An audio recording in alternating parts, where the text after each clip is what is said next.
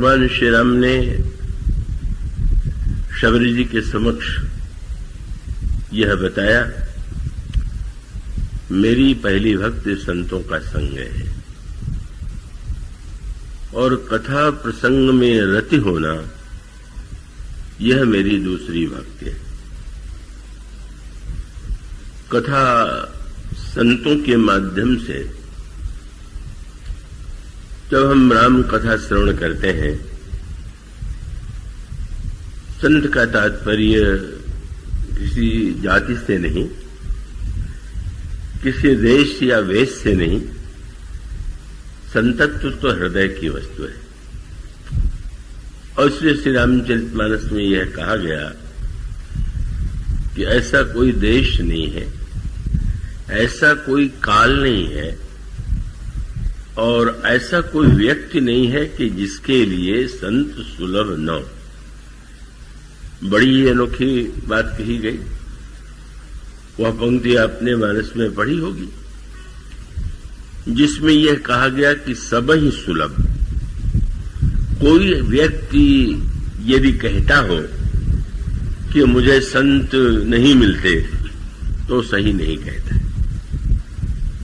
कोई व्यक्ति अगर यह कहता हो कि इस देश में, इस प्रांत में संत होते हैं, विदेश में या अन्य प्रांतों में संत नहीं होते, तो भी वो सही नहीं। और कोई व्यक्ति अगर यह कहता है कि किसी सतयुग में संत हुआ करते थे, आजकल कलयुग में नहीं होते, तो इस पंक्ति में बताया गया कि ये तीनों बातें सही नहीं। प्रत्येक देश में, प्रत्येक काल में, प्रत्येक व्यक्ति को संत सुलभ है। पर प्रश्न तो यह है कि क्या हमें संत की आवश्यकता है क्या? मुख्य बात है।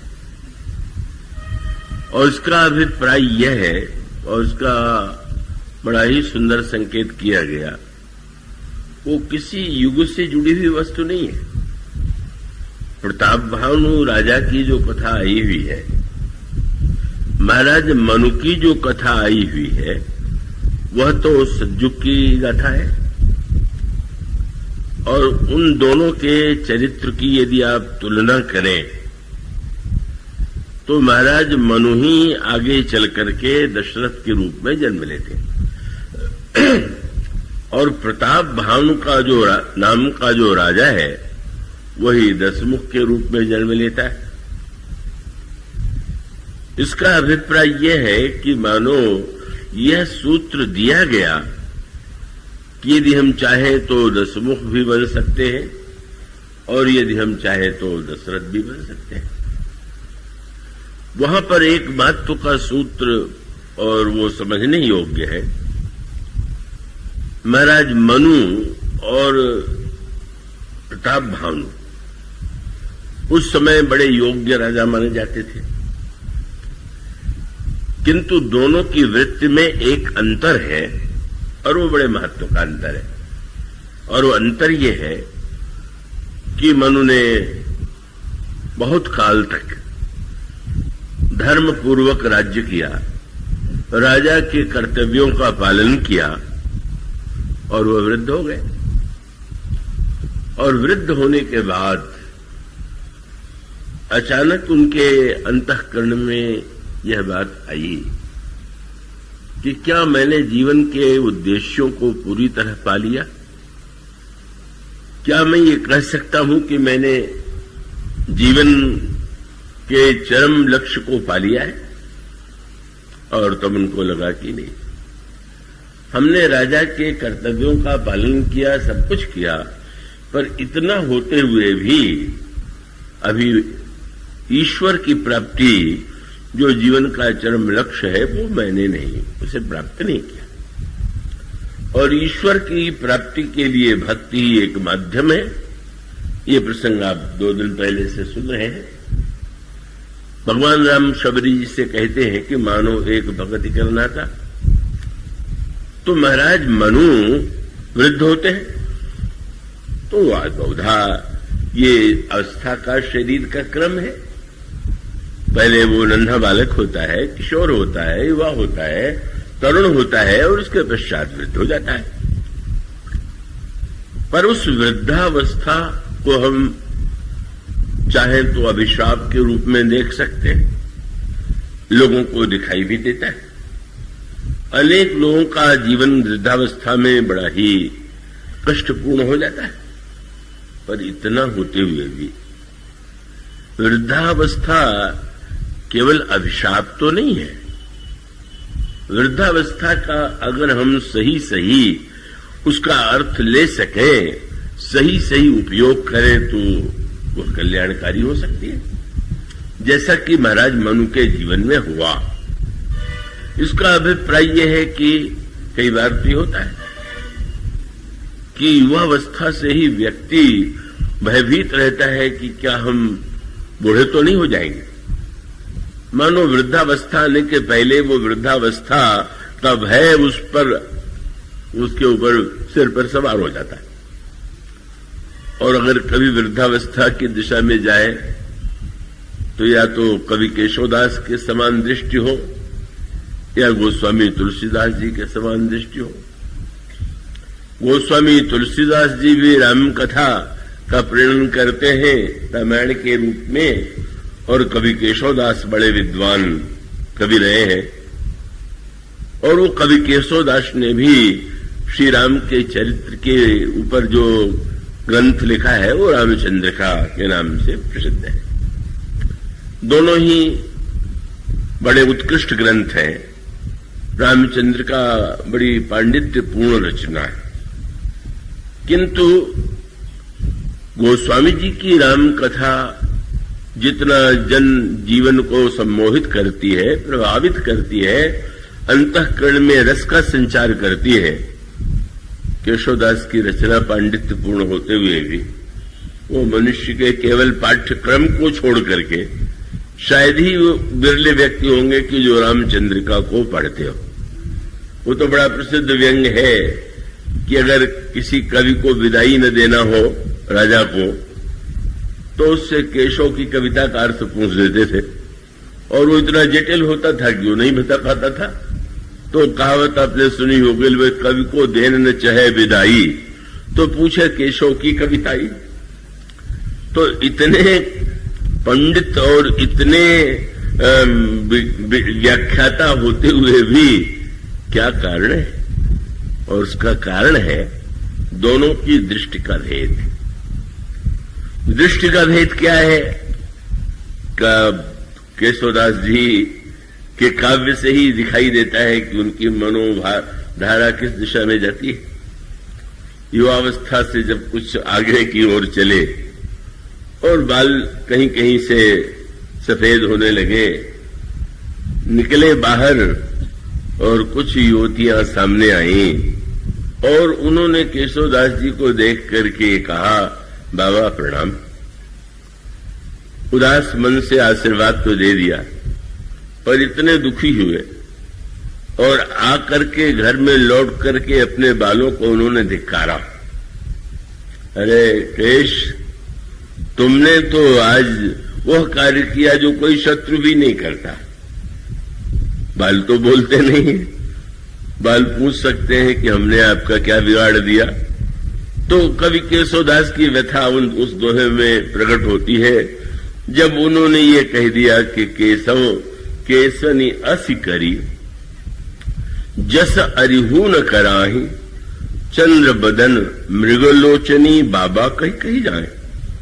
सुंदरी युवतियां मुझे बाबा कहने लगी। बाबा तो बड़ा सम्मान का शब्द है, प्रसन्न हो सकते थे कि सब मुझे सम्मान दे रहे, पर बाबा शब्द से उनको पीड़ा हो गई, कष्ट हो गया कि क्या लोग मुझे वृद्ध समझने लगे क्या। इतना मानो रामचंद्रिका की रचयिता होते हुए भी उनकी दृष्टि, उनमें पांडित्य हो सकता है, पर विषय परायणता की वह दृष्टि।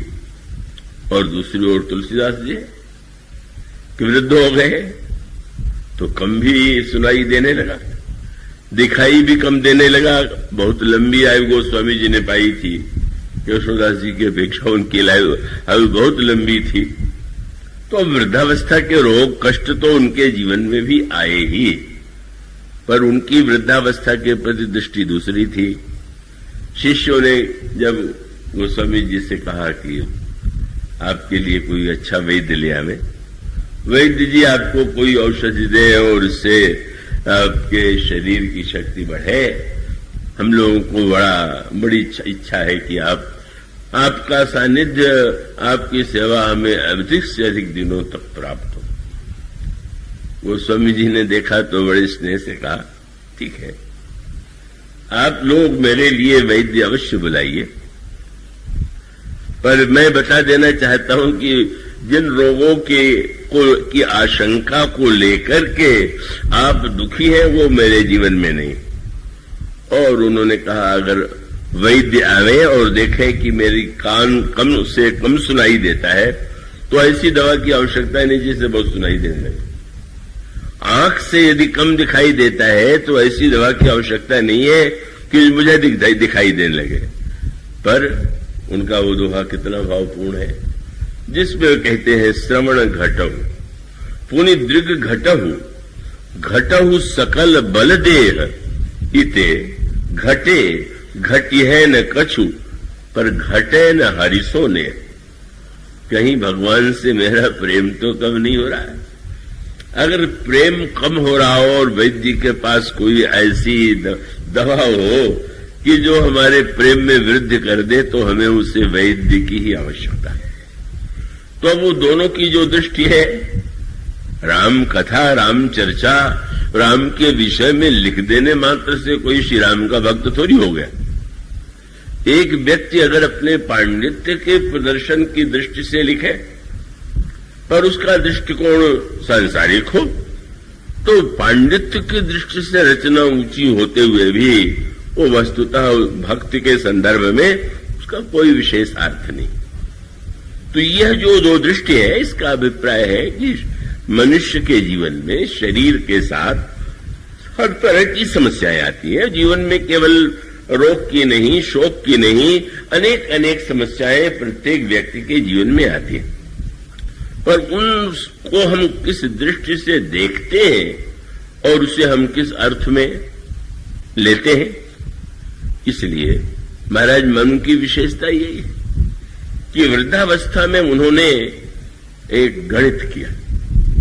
दुकानदार जब दिन भर दुकान चलाता है तो इतने से वो संतुष्ट नहीं होता है कि कितने ग्राहक आए, ग्राहकों को देख करके प्रसन्न तो होता है, पर दिन के बाद जब वो दुकान बंद करने लगता है तो फिर वो हिसाब किताब मिलाता है कि वो ठीक ठाक है कि नहीं।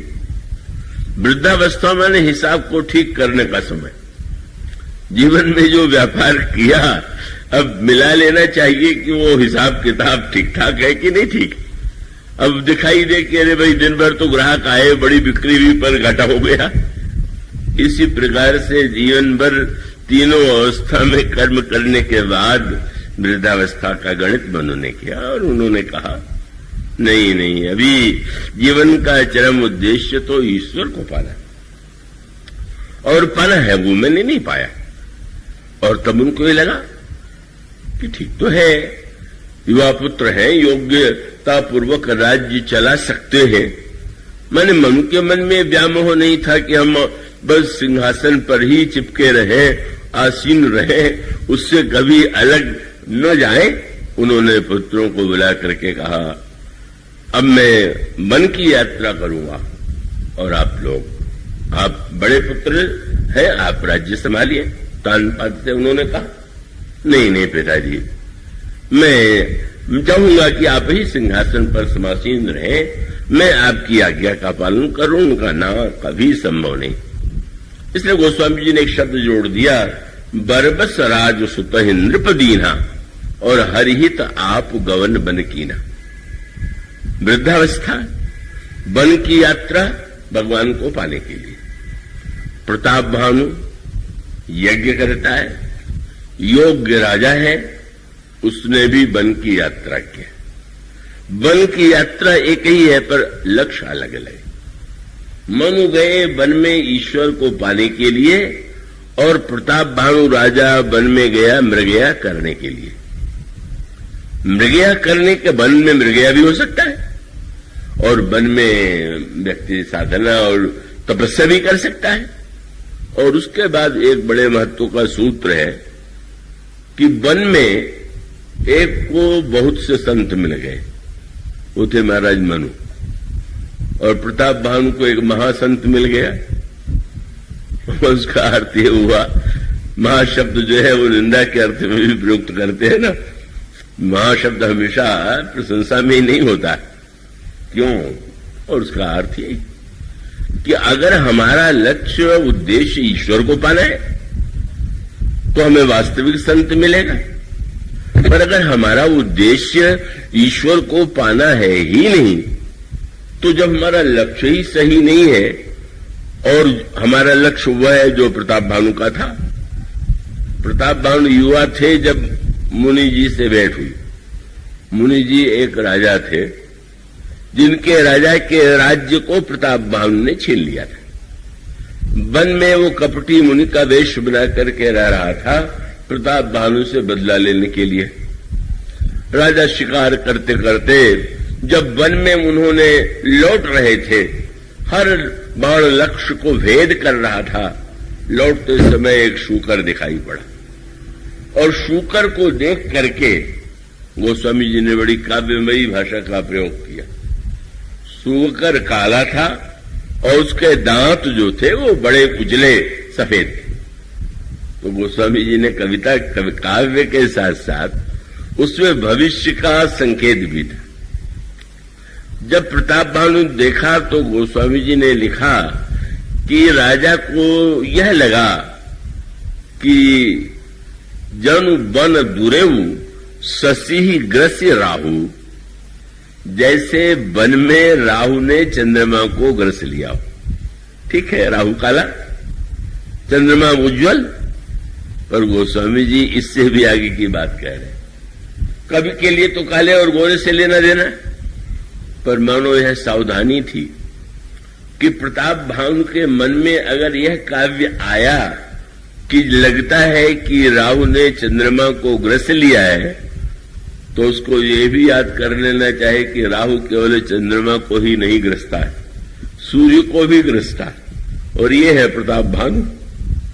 मानो इस सत्य को अगर वो समझ जाते कि सूर्य और चंद्रमा को दोनों के ही लिए राहु का ग्रहण है, वो तो भूमिका थी। प्रताप भानु के जीवन में सचमुच ग्रहण लगने वाला था, सचमुच वह दृश्य जो था वो भविष्य की सूचना दे रहा था। पर प्रताप भानु को लगा कि ऐसा विलक्षण शूकर तो पहले देखा ही नहीं था, जरा इस पर बाण चला करके इसको मार ले। बाण चलाया, पर अनोखी बात हुई, जीवन में पहली बार राजा प्रताप भानु विफल हो गया। भगवान कृष्ण ने गीता में एक बात कही थी ना, कर्मण्येवाधिकारस्ते मां फलेषु कदाचन, कर्म करने में ही तुम्हारा अधिकार है, फल पर तुम्हारा अधिकार नहीं। अगर यह सत्य व्यक्ति समझ ले तो बहुत से दुखों से बच सकता है। आज एक बड़ी जिज्ञासु महिला आई थी, बहुत सुंदर प्रश्न उन्होंने किया, जीवन में पूर्ण शांति कैसे मिले। मैंने यही कहा कि पूर्ण शांति मिले इसकी कामना ही सबसे बड़ी अशांति है।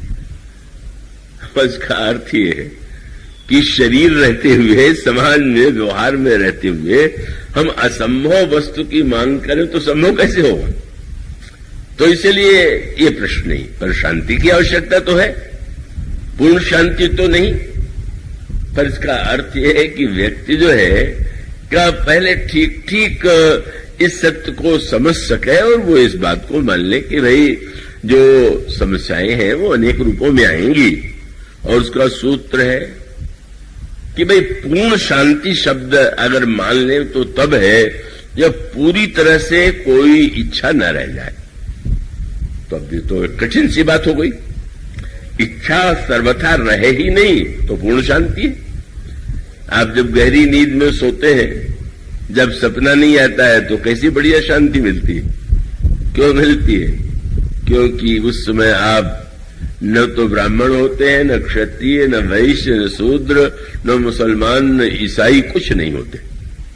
उसमें आपका कोई नाम भी नहीं होता, आपका कोई पद भी आपके ध्यान में नहीं आता, और आपको अभी क्या क्या करना है ये भी ध्यान में नहीं आता।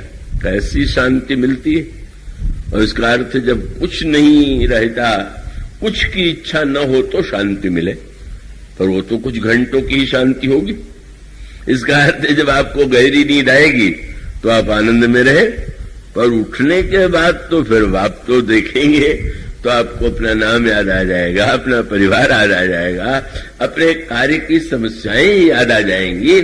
इसलिए ये जो जीवन का स्वाभाविक क्रम, तब तो इसका उत्तर यही है कि एक सूत्र नीतिकारों ने दिया और बड़े महत्व का कि अति लोभो न कर्तव्य लोभम नैव परित्यजेत। मनुष्य को न तो अत्यंत लोभी होना चाहिए और न तो लोभ का पूरी तरह परित्याग कर देना चाहिए। ऐसी भी स्थिति किसी की हो सकती है कि लोभ का पूरा परित्याग कर दे, पर वो एक अलग वस्तु है। मानो एक नीति सूत्र दिया गया, प्रताप भानु माने दो बातें हो गई। अति लोभ, दिन भर सफल हो गए, अब क्या आवश्यकता थी कि अब इसको देख करके भी हो गया और पाने के साथ फल की आकांक्षा। हमारा वाण लक्ष्य पर पहुंचे, आज तक हमारा जीवन कभी विफल नहीं हुआ। जो हमने चाहा वही सफलता मिली, यही संकल्प उसे दुखी बना देता है। बाण विफल हो गया, शूकर तो नहीं लगा क्योंकि वो बड़ा चालाक शूकर निकला। वो शूकर तो था नहीं, वह तो कालकेतु राक्षस था जो शूकर का वेश बना करके आया हुआ था। कालकेतु के 10 बेटों को प्रताप भानु ने मार डाला था। उसके मन में भी राजा से बदला लेने की इच्छा थी। उस राजा को जिसका राज्य छीन लिया था, उसके मन में भी बदला लेने की इच्छा थी।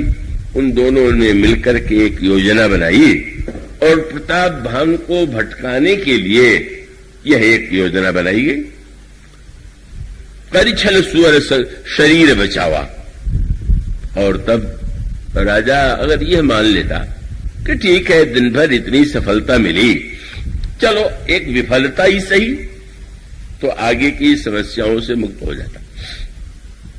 पर वो अति नहीं, एक बाण भी मेरा व्यर्थ नहीं जाना चाहिए, मेरा एक संकल्प भी व्यर्थ नहीं जाना चाहिए।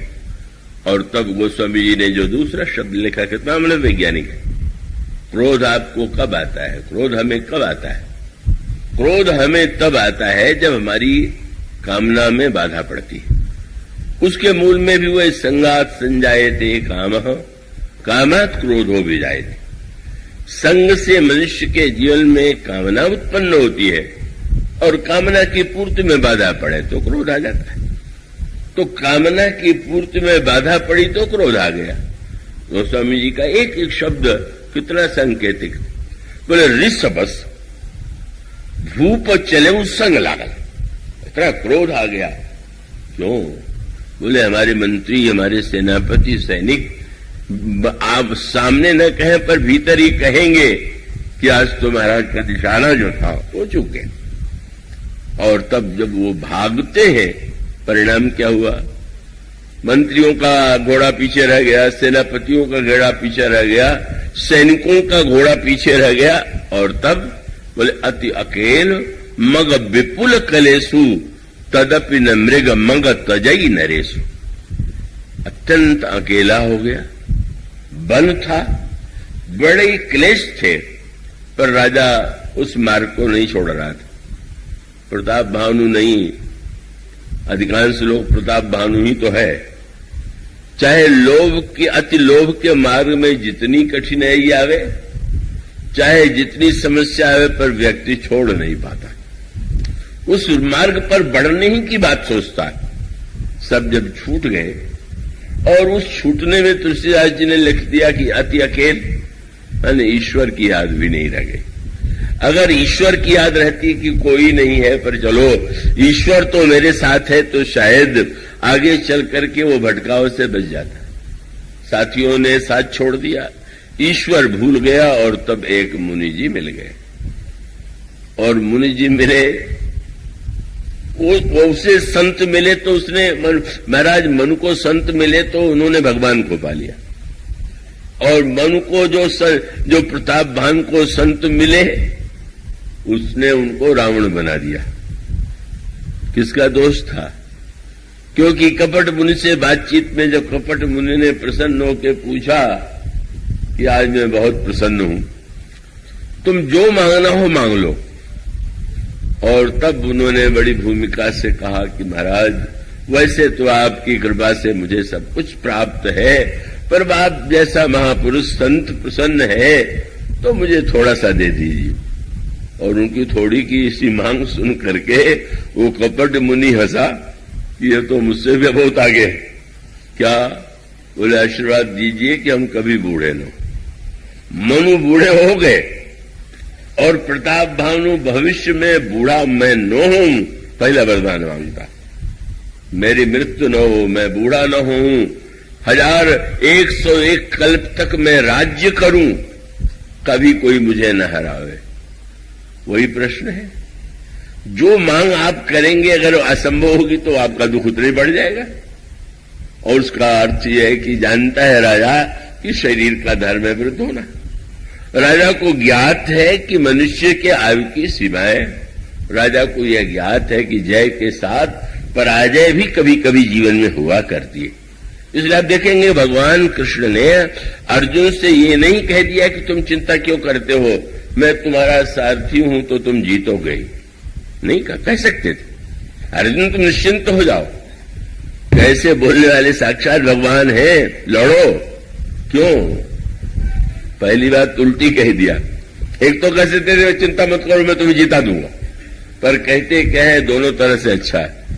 क्या बोले? मारे जाओगे तो स्वर्ग मिलेगा। सबसे पहले मारे जाने के नाम लिया। हतो वा प्राप्त से स्वर्गम जित्वा वा भोक्ष से महिम। अगर मारे जाओगे तो स्वर्ग जाओगे और जीवित रहोगे तो राज्य का भोग करोगे। भगवान क्रमशः आगे उसको ऊपर उठाते हैं। तो इसका अर्थ है कि भगवान जब ये कहते हैं, आगे चल करके अर्जुन को बुझाते हुए कहते हैं, याद रखना समत्व में स्थित हो जाना ही सबसे बड़े जीवन का महान लक्ष्य है। और तब वहां पर शब्द उन्होंने दिया, लाभा लाभ जया जय। लाभ और हानि में, जय और पराजय में जब तुम सम हो जाओगे, कितना सर्वशक्तिवान भगवान ये नहीं आश्वासन देता है कि तुम जीतोगे हारोगे नहीं। ये नहीं कहते कि तुम्हें क्यों लाभ होगा, तुम्हें क्यों हानि, तुम्हें कभी घाटा होगा ही नहीं, कभी हानि नहीं होगी। इसलिए अर्जुन ने जब भगवान के द्वारिकापुरी से वहां के द्वारिका को भगवान ने आदेश दिया था, वो जब आपने अपनी लीला को समेटा तो आदेश दिया था कि अर्जुन को जाकर सूचना देना कि द्वारिकापुरी समुद्र में डूब जाने वाली है और यहाँ के जो रानियां हैं और जो संपत्ति है और जो एक युवराज के रूप में एक बालक बचा हुआ है उसको लेके चले जाएंगे। और अर्जुन जब लेकर के चले तो जंगल में जंगली लोगों ने घेर लिया और घेर करके कहा कि जो कुछ तुम्हारे साथ है सब छोड़ के जाओ। अर्जुन ने कहा, तुम जानते हो कि मैं कौन हूं? उन्होंने कहा, हाँ सुना है तुम्हारा नाम अर्जुन है। और इतना होते हुए भी तुम साहस कर रहे हो, महाभारत के विजेता को तुम चुनौती दे रहे हो? बोले बस कुछ नहीं। और जब अर्जुन ने गांडीव उठाया और उस पर चढ़ाने लगे तो बाण चलाना तो दूर रहा, धनुष की डोरी भी उसे नहीं खींच पाई। इतना जब ये दशा हुई, लुट गया उनके साथ जो कुछ था।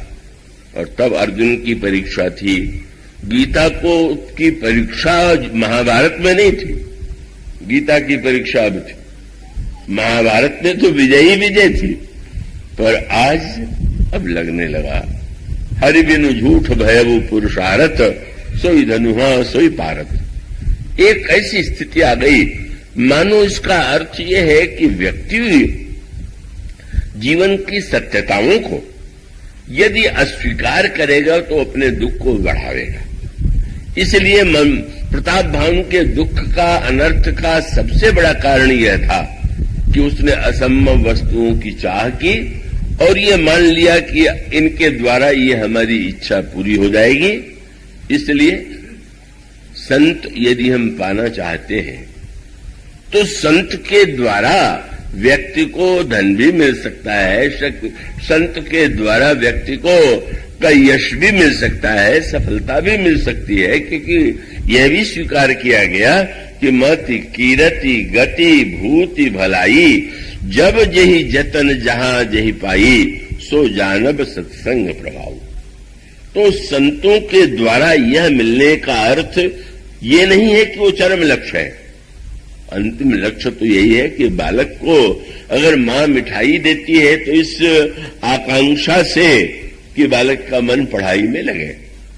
इसी प्रकार से अगर संत के द्वारा कोई कामना पूर्ण होती है तो इसलिए होती है कि व्यक्ति के जीवन में भगवान के प्रति विश्वास बढ़े, भगवान के प्रति आस्था बढ़े।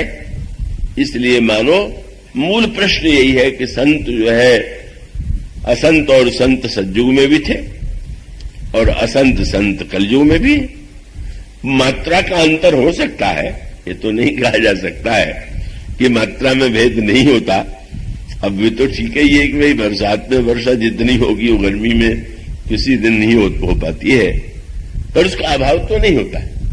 हमारे एक बड़े संत, बहुत अच्छे संत थे, प्रज्ञाचक्षु, दोनों नेत्र नहीं थे पर बड़े ही विनोदी थे और ऐसा उत्तर देते थे कि सुनकर के व्यक्ति को मन में पीड़ा भी हो और हंसी भी आवे। एक दिन एक व्यक्ति पहुंच गए, प्रणाम किया।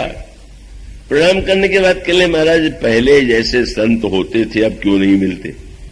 अब कितनी नासमझी और मूर्खता की बात है। आप संत के पास गए हैं तो ये प्रश्न कीजिए कि पहले यही प्रश्न कर दे कि संत मिलते हैं कि नहीं मिलते। आपके कहने का अर्थ तो यही कि आप संत नहीं हैं, तभी तो आप पूछ रहे हैं कि संत कैसे मिलते और पहले जैसे क्यों नहीं मिलते। दूसरा होता तो नाराज हो जाता, क्या हम संत नहीं है, तुम क्यों कहते हो कि नहीं मिलते? पर उन्होंने हंस करके कहा, अरे भाई पहले जो संत आते थे तुम जैसे बड़े धनी घरों के लड़के होते थे, जो धन और भोग सब भोग चुके होते थे और सबकी वासना से शून्य होकर के साधु बन जाते थे। अब तुम लोगों ने अपने घरों से तो साधु बनना बंद कर दिया है, तो हम जैसे नालायक ही साधु तो तुम्हें मिलेंगे। मानो व्यक्ति ये था कि तुम साधुता पाना चाहते हो पर दूसरे के घर साधु हो, तुम्हारे घर में कोई साधु न बनने पाए। मानो इसका अर्थ है कि सचमुच हमारे जीवन में अगर संत को पाने की अभिलाषा है तो संतत्व अच्छी वस्तु है अगर दूसरे के घर में हो, और संतत्व बुरा है अगर अपना बेटा संतत्व की ओर बढ़ने लग जाए। मानो यह जो विरोधाभास है, इसलिए इसका तात्पर्य है कि अगर की आवश्यकता का अनुभव हो तो कहां नहीं मिलेगा संत। देख लीजिए ना, हनुमान जी गए, जनक नंदनी सीता को नहीं ढूंढ पाए तो एक एक घर में जाके देखा, कहीं पर सीता जी नहीं है तो सब निराशा के बाद अचानक एक भवन दिखाई पड़ा। उसके बगल में हरि मंदिर बना हुआ था, मंदिर के आसपास तुलसी के पौधे लगे हुए थे। तो सारा वातावरण लग रहा है कोई गृहस्थ संत है। लेकिन प्रश्न आ गया, लंका निश्चर निकर निवास, यहां कहां सज्जन का निवास? ये लंका राक्षसों की नगरी, भला यहां कहां सज्जन मिलेगा? हनुमान जी को उत्तर तुरंत मिल गया, नहीं ये भ्रम न पालना कि लंका में संत नहीं मिलेगा। और आप देखेंगे जिन विभीषण को भगवान ने संत की उपाधि दिया और ये कहा, तुम सारिखे संत प्रिय मोरे, धरऊ देह नहीं आन निहोरे, वो विभीषण मिल गए, लंका में मिल गए। और हनुमान जी जिन सीता जी को नहीं ढूंढ पाए, लंका वाले संत की कृपा से उनको सीता जी का दर्शन हुआ। मानो हनुमान जी ने तो लौट करके हनुमान जी से प्रभु ने पूछा, तुम तो लंका में गए, तुमने तो विभीषण को उपदेश दिया, रावण को उपदेश दिया, अब रावण जैसे व्यक्ति तुम्हारे उपदेश का लाभ नहीं ले पाए, विभीषण ने लाभ लिया, पर तुम तो द्वितीय कथावाचक हो। हनुमान जी ने कहा, महाराज मैंने जितनी शिक्षा दूसरों को दी उससे अधिक शिक्षा स्वयं मुझे मिली। क्या?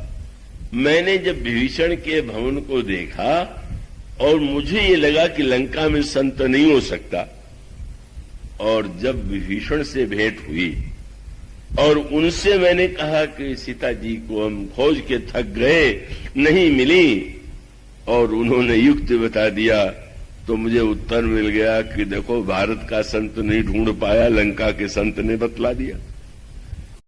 उत्तर और आगे मिल गया। विभीषण की बताई गई युक्ति से लंका में पहुंच, अशोक वाटिका में पहुंच गए, और वहां बैठ करके रावण भी आया। रावण ने जनक नंदिनी को लोभ और भय दिखाने की चेष्टा किया। किशोरी जी ने उसको कठोर से कठोर शब्दों में फटकारा, और सठ सूने हरि आने से मोही, अधम लज्ज लाज नहीं तो ही, इस तरह से कठोर शब्दों में भर्त्सना की। रावण तलवार मार करके, तलवार लेकर के मारने चला। मंदोदरी ने रोक दिया, पर रावण ने राक्षसियों से कहा, तुम डराओ, अगर 1 महीने में इस राजकुमारी ने मेरी बात नहीं मानी तो मैं इसका सिर काट दूंगा। रावण चला गया। राक्षसियां कठोर वेश बना करके सीता जी को डराने लगे। हनुमान जी को बड़ी चिंता हुई। एक संत तो मिल गया, उसने युक्ति तो बता दिया, पहुंच भी गए, लेकिन ये राक्षसियां चारों ओर से घेरे हुए बैठी हैं, मैं क्या करूं? पहले रावण आ गया, रावण चला गया तो राक्षसियां घेरे हुए हैं। और तब अचानक उन्होंने बड़े आश्चर्य से देखा कि एक राक्षसी बोलने लगी, और तब हनुमान जी को लगा कि इतना बड़ा संत तो मैंने जीवन में कभी पाया ही नहीं। और वह संत पुरुष की है, नहीं कि संत केवल पुरुष होता है, स्त्री हो, पुरुष हो, कोई जाति हो, कोई देश हो, कोई कुल हो। कौन था वो? त्रिजटा नाम राक्षसी एका, उसका नाम था त्रिजटा। तो होगी, थोड़ा बहुत विशेषता होगी ना। ना, ये जो दूसरी भक्ति में जिस शब्द का प्रयोग किया गया है, वो रामायण की सबसे अधिक दुर्लभ उपाधि है, और वो दुर्लभ उपाधि है रति। भक्त साधना की पराकाष्ठा रति है। भगवान राम कथा के प्रसंग में भी कहते हैं, दूसरा रति मम कथा प्रसंगा। कथा सुनना मेरी भक्ति नहीं है, कथा प्रसंग में रति होना मेरी भक्ति है। रति जो है उसका विशेष अर्थ है, उसकी चर्चा आगे चल करके करने की चेष्टा की जाएगी। यह रति शब्द तो रामायण में सबसे दुर्लभ और सबसे महान त्यागी विरागी जो संत हैं श्री भरत जी। जब त्रिवेणी ने कहा कि जो मांगना हो मांग लीजिए, तो उन्होंने कहा अर्थ न धर्म न काम रुचि, गति न चाहूं निर्वाण। अर्थ नहीं चाहिए, धर्म नहीं चाहिए, काम नहीं चाहिए, मोक्ष नहीं चाहिए। ये संत लोग जो है त्यागी दिखाई देते हैं पर त्यागी नहीं होते। क्यों नहीं होते हैं? क्योंकि नकली वस्तु को छोड़ करके असली वस्तु को पाना, इसमें त्याग क्या हुआ? ये तो व्यक्ति की फर्क है। अगर कोई चांदी के स्थान पर सोना लेना पसंद करे, सोने से अधिक जो है अगर कोई पारस को पाना चाहे, तो कोई सोने को छोड़ दिया तो त्यागी है क्या? मानो हम यूं कहा करते हैं कि आपके पास कोई आवे, आप कहें कि कुछ आम का फल ले लीजिए, नहीं चाहिए। का सेव का फल ले लीजिए, सेव फल भी नहीं चाहिए। केला ले लीजिए, संतरा ले लीजिए, लगा कि उनको तो कोई फल पसंद नहीं। तो अब आप कोई फल नहीं ले रहे हैं तो बस फलों का रस दे दीजिए। तब पता चला कि कितने चतुर थे। फल होगा तो उसमें छिलका होगा और न जाने क्या क्या होगा। रस माने छिलका विलका दूर करके अब रस ही रस है। तो भरत जी बड़े चतुर निकले, फल नहीं लिया पर रस ले लिया। इसीलिए है ना, समझम नियम फूल फल ज्ञाना, हरिपद रति रस वेद बखाना। भगवान के चरणों में रति ही रस है। और आपने तुरंत कह दिया, अर्थ न धर्म न काम रुचि, गति न चाहो निर्वाण, पर जन्म जन्म रति राम पद यह वरदान नान। ऐसी दुर्लभ वस्तु है जिसको श्री भरत मांगते हैं, और वह वस्तु इतनी विलक्षण है कि मां सुमित्रा ने प्रसन्न होकर के अपने पुत्र को जो आशीर्वाद दिया वह क्या था? लक्ष्मण, तुम सेवा के लिए जा रहे हो, मैं आशीर्वाद देती हूं, रति हो, ये तुम्हारे अंतःकरण में रति हो, अविरल राम पद से, कब तुम्हारे अंतःकरण में श्री राम के चरणों में रति हो जाए। लक्ष्मण भरत जैसे जिस रति के अधिकारी हैं, लंका में जिस राक्षसी ने आज तक श्री राम को नहीं देखा, किसी को नहीं देखा, पर गोस्वामी जी ने कहा कि ये जो रति है इसके लिए कौन सा शब्द है? त्रिष्टा नाम राक्षसी का राम चरण रति, भगवान के चरणों में इसकी रति है। संत जिसको अंत में पाना चाहते हैं, लंका किस राक्षसी ने पा लिया है। राम चरण रति निपुण विवेका, बड़ी विवेकमयी, भगवान के चरणों में इसकी रति है। और सचमुच जब वो बोलने लगी और राक्षसियों से कहा, आज मैंने एक सपना देखा है। क्या देखा है? देखा है कि एक बंदर लंका में आया हुआ है। बस हनुमान जी के कान में शब्द गया और सोचने लगे, मैं सोचता था लंका में संत नहीं होते, यहां तो इतने बड़े संत हैं कि सपने में भी देख लेते। मैं इतना छिप के आया और ये कहती है कि एक बंदर लंका में आया हुआ। और उससे आगे बढ़कर के जब वो वाक्य कहा तो और आश्चर्य हुआ, बोले बंदर लंका जलावेगा। अब यहां हनुमान जी थोड़ा बड़े संशय में पड़ गए। प्रभु ने लंका जलाने के लिए तो मुझसे कहा नहीं है, और ये त्रिष्टा के रूप में इतनी महान भक्त, ये भगवान के चरणों के रति से युक्त यह त्रिष्टा कहती सपने वाला लंका जारी। तो मैं प्रभु की आज्ञा मानूं कि त्रिष्टा के स्वप्न को मानूं?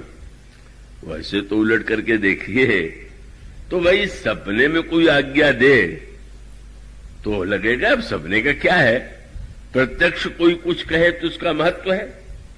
तो हनुमान जी को तो प्रभु ने प्रत्यक्ष आज्ञा दिया और त्रिष्टा को स्वप्न दिया है, पर मानो संकेत हनुमान जी को लगा कि जैसे आप किसी को कोई काम करने के लिए भेजें और बाद में आपको लगे कि ये काम थोड़ा और करना है, और किसी उपाय से संदेश भेजे कि उनसे कह देना कि ये काम और भी करके आवेंगे, तो मानो आधी बात तो प्रभु ने भारत के संत हनुमान जी को बताई और आधी बात लंका के संत को बता दिया कि वो आ रहे हैं, तुम उनको बता देना। और उसने जब कह दिया सपने बानर लंका जारी, जातु धान में सेना सम्मारी, और फिर कह दिया आगे भविष्य बताते हुए कह दिया खर आरूढ़ नगन दस्सीसा, मुंडित सिर खंडित भुज बीसा, यही बीसो दक्षिण दिश जाई, लंका मनोह विभीषण पाई, नगर फिरी रघुवीर दुहाई, तब प्रभु सीता ही बोली पठाई। यहां तक भविष्य बता दिया, कह दिया कि यह न समझना कि सपना माने झूठ, यह सपना मैं कहूं विचारी, यह सत्य गए दिनचारी, तुम इसका इस सत्यता का अनुभव करोगी। और इसीलिए हनुमान जी इस चिंता में पड़े, इन संत के स्वप्न को प्रमाण माने कि अपने प्रत्यक्ष को प्रमाण माने। पर जब रावण की सभा में बंदी बना करके ले जाए गए, रावण मारने के लिए आज्ञा देता है और विभीषण रोक देते, पर रावण ने विभीषण की बात को मान करके कहा कि मैं मृत्युदंड तो नहीं दूंगा, पर दंड तो इसको दिया जाएगा। क्या बोले, इसके पूंछ में कपड़ा लपेटो, घी तेल डाल करके बिल्कुल भिगो दो और आग लगा दो। हनुमान जी ने प्रणाम किया, बोले त्रिष्टा देवी का स्वप्न ठीक था, क्योंकि अब कह दिया उन्होंने लंका बंदर जलावेगा, मैं आग कहां से ले आता, कपड़ा घी तेल कहां से ले आता, सारा प्रबंध भगवान ने रावण से करा दिया। धन्य है त्रिष्टा जिसको इतना अलौकिक ज्ञान है कि वह अलौकिक ज्ञान सचमुच त्रिष्टा का जो अद्वितीय चरित्र है अद्भुत। इतना उसका प्रवेश है योग में, ध्यान में, भक्ति में, और उसका एक बड़ा स्वतंत्र प्रसंग है। मानो इसका अर्थ यह है कि अगर हमें संत नहीं मिलता तो सच बात तो यह है कि हमें संत की आवश्यकता नहीं। अगर संत की आवश्यकता होगी तो संत तो मिल ही जाएगा, कहीं न कहीं किसी न किसी रूप में संत प्राप्त हो जाएगा। और तब संत के द्वारा जो वस्तु मिलती है वह क्या है? भगवान की कथा। प्रथम भक्ति संतर कर संगा, दूसर रति मम कथा प्रसंगा। और इसका अर्थ यह है कि संत हम सब एक दूसरे से मिलते हैं तो मानो संसार की ही चर्चा, अपनी आत्म प्रशंसा, दूसरों की निंदा, दूसरों की आलोचना, इसी में हम लोगों का समय व्यतीत हो जाता है। पर संत के पास जाने के बाद संत की वाणी यदि हम सुने तो भगवान का गुणानुवाद, भगवान की लीला, भगवान का चरित्र, यह सुनने को मिलता है। और इसको इस दृष्टि से विचार करके देखिए कि मनुष्य के जीवन में बुराइयों का प्रवेश जो है बहुत बार संग के कारण ही होता है। बल्कि बहुत सुंदर दृष्टांत दिया गया, ये पाप से भी अधिक पापियों का संग बुरा। ये क्यों? उनका भाई सूर्य की किरणों में उतना कष्ट नहीं है जितना बालू में। बालू जो गर्म होगी वो सूर्य की किरणों से होगी, पर सूर्य की किरणों में आप चलेंगे तो कष्ट नहीं होगा, पर बालू में चलिए तो पैर फफोले पड़ जाएंगे। उसका अभिप्राय कि पाप चैतन्य नहीं है, पर जब हम किसी बुरे व्यक्ति का संग करते हैं तो बड़े शीघ्रता से वो प्रभाव डालता है। तो ये जो संग के द्वारा मनुष्य के जीवन में दोष उत्पन्न होता है, उसका विनाश कैसे होगा? संग से। जैसे लोहे से लोहे को काटते हैं, इसी प्रकार से कुसंग से जो बुराइयां उत्पन्न होती हैं, सत्संग के द्वारा उन बुराइयों को मिटाया जा सकता है। इसलिए का मानो प्रथम भक्त संतन कर संगा, दूसर रति मम कथा प्रसंगा। कथा क्या है? कथा का तात्पर्य क्या है? ना उस दृष्टि से देखें, गोस्वामी जी ने बड़ी अद्भुत बात कह दी। और वह वाक्य है, हरि अनंत हरि कथा अनंता, कहीं सुनहि बहुविधि सब संता। हरि अनंत है, हरि कथा अनंत है। अब कथा अनंत क्या है? श्री राम के रूप में आप देखेंगे उनका अयोध्या में प्राकट्य हुआ, उसके पश्चात किशोर अवस्था, विवाह हुआ, वनवास हुआ, रावण का वध हुआ, आकर के सिंहासन पर बैठे। इतिहास तो इतना ही है, तो अनंतता क्या हो गई इसमें? कथा अनंत है, ये बात रामायण में बार बार कही गई। तो अनंतता क्या है? इसीलिए वो तो कोई मूढ़ बुद्धि व्यक्ति ने जब देखा रामायण के विशाल ग्रंथ को तो उसने कहा कि ये किसने लिखा है? बोले तुलसीदास जी ने। क्या लिखा है? बोले राम रावण की बात। बोले राम रावण की बात तो इतने संक्षेप में कही जा सकती है, इसके लिए इतने बड़े पोथे की आवश्यकता थी क्या? और उसने जो संक्षेपीकरण किया वो आपने सुना होगा। उसने कहा रे रामायण का इतिहास तो इतना ही है कि राम एक रावण ना, एक क्षत्रिय एक बाभन्ना, उनसे उनकी भई लड़ाई, उनने उनकी नारी चुराई, उनसे उनकी भई लड़ाई, तनिक बाद की बात अन्ना, तुलसी लिख गए पोथन्ना। इतनी सी तो बात थी और इतना बड़ा ग्रंथ लिख दिया गया। और उसके बाद भी गोस्वामी जी को संतोष नहीं होता है। वो कहते हैं मैंने जो लिख दिया है वो समाप्ति नहीं है, ये तो हरि अनंत हरि कथा अनंता। कथा अनंत का बड़ा गहरा अर्थ। ये कोई काव्य नहीं है, अतिशयोक्ति नहीं है। आप गहराई से विचार कीजिए। कथा केवल इतिहास की घटनाएं नहीं होती।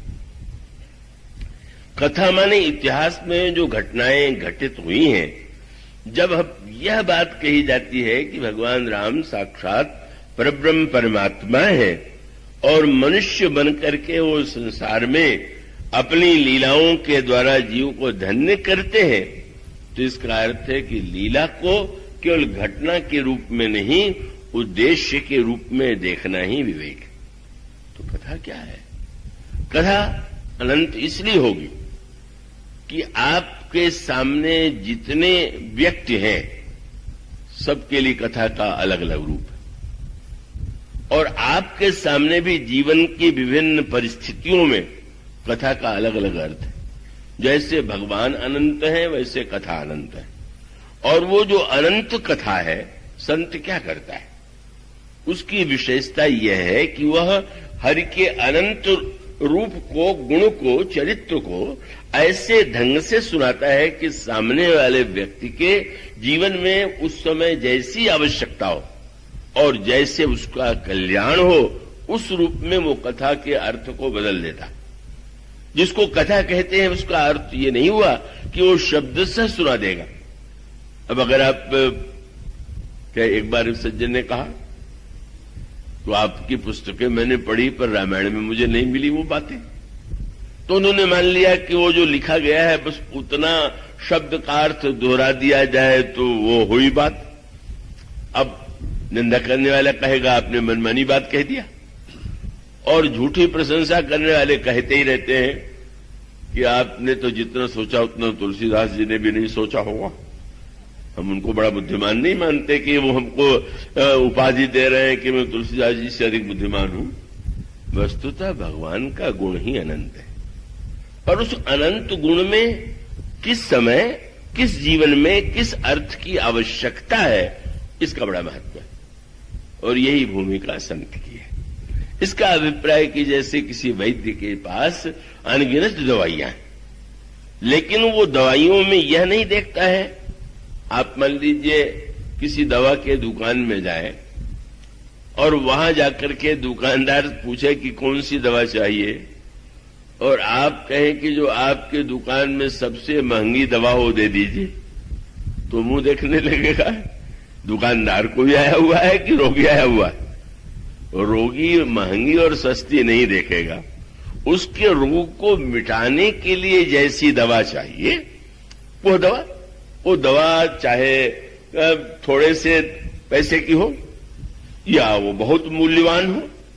इसका अर्थ यह है कि मनुष्य का जो मन है वो रोगग्रस्त है, उसमें अनेक समस्याएं, और संत या सद्गुरु की भूमिका यह है कि वह निर्णय करे कि किस औषधि के द्वारा, और वो औषधि उसके पास सबसे बड़ी कौन सी है? भगवान की कथा।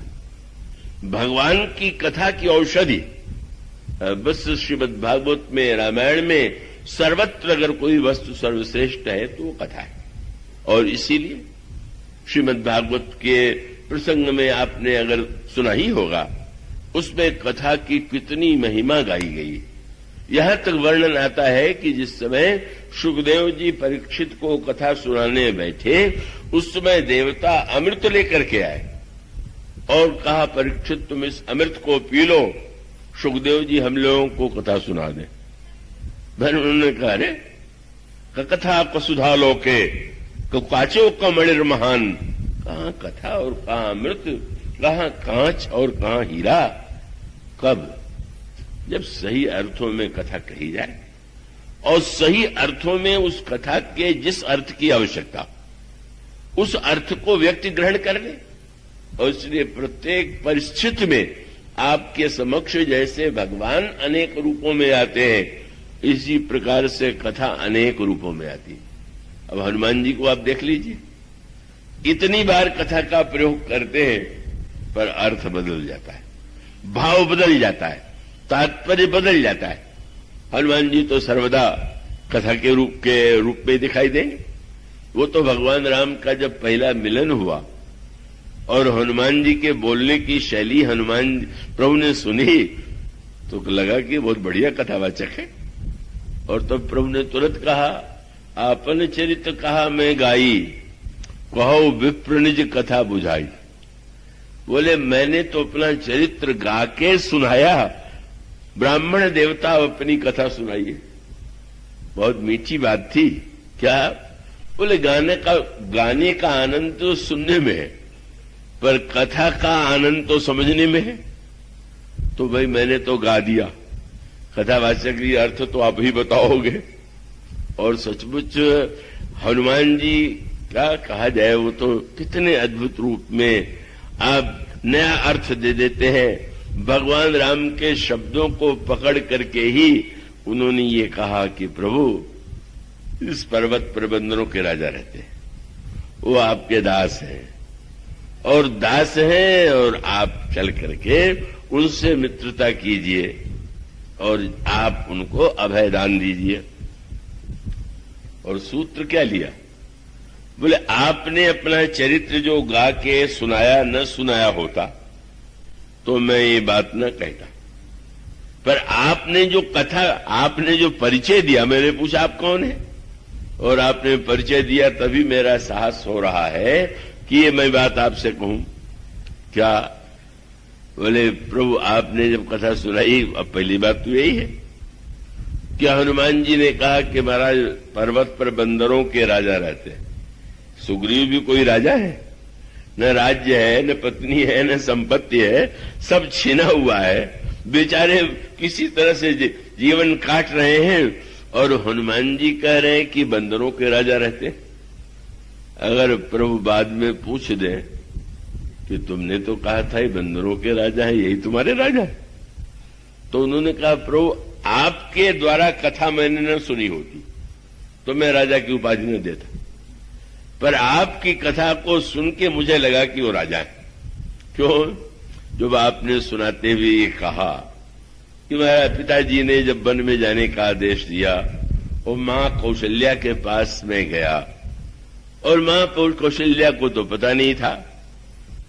मां ने कहा कि पुत्र कुछ फल खा लो, फिर जाना पिता के पास, राज्याभिषेक में बड़ा विलंब हो जाएगा। तो प्रभु ने कहा मां तुम्हें बहुत प्रसन्नता का समाचार देने आया हुआ हूं। क्या? ये नहीं कहा मुझे देश निकाला दे दिया गया, मेरा पद छीन लिया गया। कहते हैं मां पहले तो मुझे छोटा पद मिलने वाला था, अब बड़ा पद मिल गया। क्या? बोले पहले तो पिताजी मुझे युवराज बनाने वाले थे, पर अब बोले पिता दीन मोहि कानन राजू, पिताजी ने मुझे जंगल का राज्य दे दिया। हनुमान जी ने कहा जो ही मैंने नया अर्थ राजा का सुना तो जैसे आप राजा हैं वैसे ये भी राजा है, दोनों एक ही जैसे राजा हैं। इसलिए महाराज आपने जो कहा मैं तो वही कह रहा हूं। फिर मैंने आपसे पूछ दिया कि आपका परिचय, आपने कहा मैं दशरथ का पुत्र हूं, लक्ष्मण मेरा छोटा भाई है, सीता मेरी पत्नी थी, उनका हरण हो गया। तो मुझे लगने लगा कि आप वस्तुतः ईश्वर होकर के संबंधों का विस्तार करने के लिए आए हुए। मेरे पिता कौन है, मेरे भाई कौन है, और उसके साथ साथ नाम राम लक्ष्मण दो भाई, संग नारी सुकुमार सुहाई, या पिता के ने राज्य दे दिया, पिता दीन मोहि कानन राजू की जगह भगवान राम ने कहा हम पितु वचन मानी बनाए। तो हनुमान जी को लगा कि प्रभु आपके कहने से लगा कि सारे नाते आपको आपके जीवन में आ गए। पिता भी बता दिया, उसके साथ साथ पत्नी भी बता दिया, भाई भी बता दिया, पर मुझे लगा कि एक कमी रह गई कि आपने ये नहीं बताया कि आपका दास कौन है। तो मैं सोचता हूं कि अब सुग्रीव कोई दास बना लीजिए, वो कमी भी तो पूरी हो जाए। सो सुग्रीव दास तो अहि, और चल करके आप पहले तो एक मित्र चाहिए तो उन्हें मित्र बना लीजिए।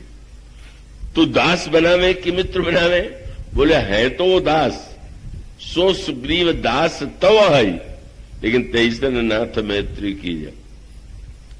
दास सुग्रीव को अगर आप दास बनावेंगे तो आपकी क्या महिमा है। दास को अगर आप मित्र बना ले तो आपके गौरव के अनुकूल है। प्रभु ने कहा उसके बाद, उनका महाराज तब दास का पद खाली हो जाएगा, वो स्थान मुझे दे दीजिएगा, सब नाते पूरे हो जाएंगे। ऐसे ढंग से प्रभु से बात रखी कि सुन करके प्रभु मुस्कुराने लगे। कथावाचक को तो ऐसा अस कही सकल कथा समुझाई, लिए दो जन पीठ चढ़ाई। ऐसी कथा की व्याख्या किया कि एक बार भी प्रभु नहीं कर पाए। कथा जीव को भगवान से मिलाती है। हनुमान जी ने जब मित्रता कराई तो भी कथा सुनाई, पर वही हनुमान जी जब बाली का वध हो गया, सुग्रीव राजा हो गए, और विषय में भूल गए भगवान के कार्य को कि सीता जी का पता लगाना है, तो फिर वही हनुमान जी और आप पहुंच गए सुग्रीव के पास। सुग्रीव ने स्वागत किया। आप कैसे कष्ट किया, उनको अच्छा तो नहीं लगा, वो तो राग रंग में मस्त हो रहे थे। उन्होंने कहा मेरा थोड़ा कथा भी तो सुनना चाहिए। तो कथा तो आप पहले सुना चुके हैं। बोले आज नई कथा सुनाऊंगा। और तब गोस्वामी ने लिखा कि हाँ, पवन सुत हृदय विचारा, राम काज सुग्रीव विशारा, निकट जाई चरणन शरणावा, चारु विधि। राजनैतिक कथा कही। पहले जो कथा कही थी उसमें प्रेम भक्ति की विशेषता थी। गोस्वामी जी कहते चारु विधि कई कथा सुनाई, कथा का अर्थ बदल दिया। राजनीति में 4 साम दाम दंड भेद। हनुमान जी ने कहा याद कीजिए, प्रभु ने आपको मित्र बनाया तो मित्र के साथ मित्रता का व्यवहार करना।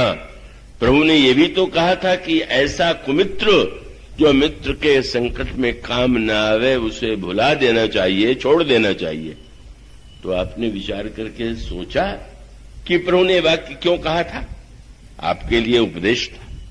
आप विचार कीजिए कि उन्होंने मित्र का क्या धर्म बताया और फिर ये कहा कि आप सोचिए, आपने उनकी केवल उनसे मित्रता किया और उन्होंने आपको किष्किंधा का राज्य दे दिया। कितनी बड़ी सफलता है। जब केवल आपने ये कहा कि सीता जी को मिला देंगे और उतने में उन्होंने किष्किंधा का राजा बना दिया, तो मिला दीजिएगा तो सोचिए कितना लाभ हो सकता है। लोभ भी दिखा दिया पर उतने नहीं छोड़ा, राजनीति और बढ़ी आगे। आपने एक बात ध्यान में रखा, जब बाली का वध किया तो राज सिंहासन आपको तो दिया, लेकिन युवराज आपके बेटे को नहीं बनाया, बाली के बेटे को बनाया है। बड़े राजनीतिज्ञ हैं, अगर वो चाहते तो राजा आप है तो आपका बेटा युवराज बने, पर अंगद को इसीलिए बनाया है क्योंकि उनको संतुलन बनाए रखना है और उनके मन में योजना होगी कि आवश्यकता पड़े तो सुग्रीव के स्थान पर बाली के बेटे को बैठा दे।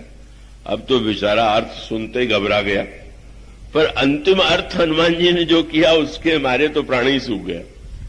उसने हनुमान जी ने तुरंत कहा आपने ध्यान दिया, बाली पर जब बाण चलाया था तो बाण कहां गया? बोले वो लौट करके प्रभु के तरकस में आ गया। क्यों आ गया? बाण को तो वहीं रहने जाना चाहिए। सुग्रीव ने कहा आपने अर्थ ये बताया था कि भगवान अपने भक्त को दूर भेजते नहीं, भेजते हैं तो बुला लेते हैं, तो बाण उनका भक्त है पहले भेजा और बुला लिया। बोले नहीं वो भी एक अर्थ है, पर इस समय दूसरे अर्थ का भान मुझे हो रहा। क्या? बोले लगता है कि वो बाण उन्होंने आपके लिए रख छोड़ा है कि अगर ये भी बाली के समान आचरण करे तो इसको भी इसी से मारेंगे। बस सुनते ही इतना डरने लगा। सुन सुग्रीव परम भय माना। कथा निर्भय भी बनाती है और भयभीत भी बनाती है। निर्भय तब बना दिया जब वो बाली के डर से डरे हुए थे, और भयभीत तब बना दिया जब भगवान के भय को भूल गए।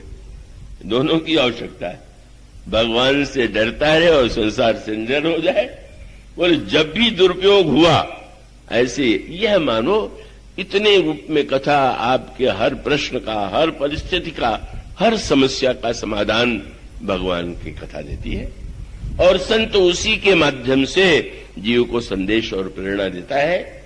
इसलिए प्रथम भक्ति संतन कर संगा, दूसरा रति मम कथा प्रसंगा। इसके बाद की चर्चा कल। बोलिए सिया।